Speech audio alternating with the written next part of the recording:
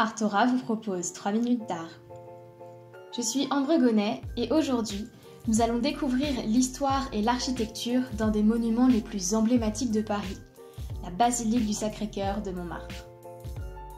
En 1870, la France est en guerre contre la Prusse et fait face à une cuisante défaite.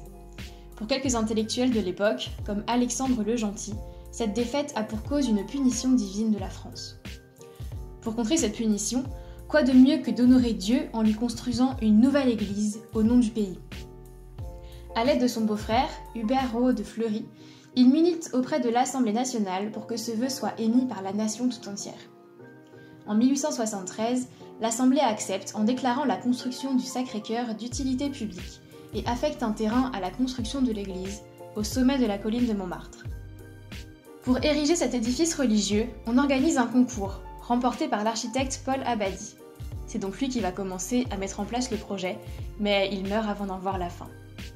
Lui succéderont 6 architectes différents jusqu'à la fin de la construction en 1914, dont Charles Garnier, l'architecte du célèbre opéra qui porte son nom.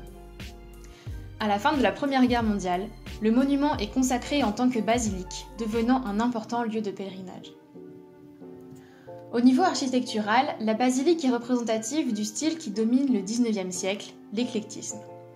On parle d'éclectisme en architecture lorsqu'au sein d'un même bâtiment sont mélangés différents styles architecturaux, appartenant à des époques, voire des aires géographiques différentes. Abadie présente donc ici une église romano-byzantine, inspirée à la fois des églises romanes françaises, comme la cathédrale Saint-Front de Périgueux, et d'édifices byzantins, comme la basilique Sainte-Sophie à Istanbul ou la basilique Saint-Marc. Contrairement à la plupart des édifices catholiques, la basilique n'est pas construite en forme de croix latine, mais en forme de croix grecque, comme la plupart des églises byzantines. Mais ce n'est pas la seule raison. Il s'agit également du plan utilisé pour les églises votives, édifiées à la suite d'un vœu, comme l'église Sainte-Geneviève, actuelle Panthéon.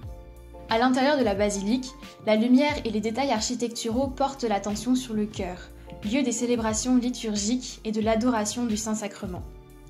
On y trouve la plus grande mosaïque de France, d'une surface de près de 474 mètres carrés, représentant le Sacré-Cœur de Jésus, glorifié par l'Église catholique et la France.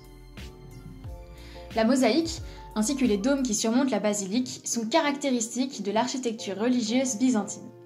Mais lorsqu'on regarde les toits, on remarque leur forme qui n'est pas totalement hémisphérique, mais plutôt une sorte d'ovale allongé, bien plus proche de l'architecture de la Renaissance, afin d'accentuer l'élan de la basilique vers le ciel. Le dôme central culmine à 83 mètres, et du haut de la colline de Montmartre, il s'agissait du point le plus haut de Paris avant l'édification de la Tour Eiffel en 1889. À bientôt!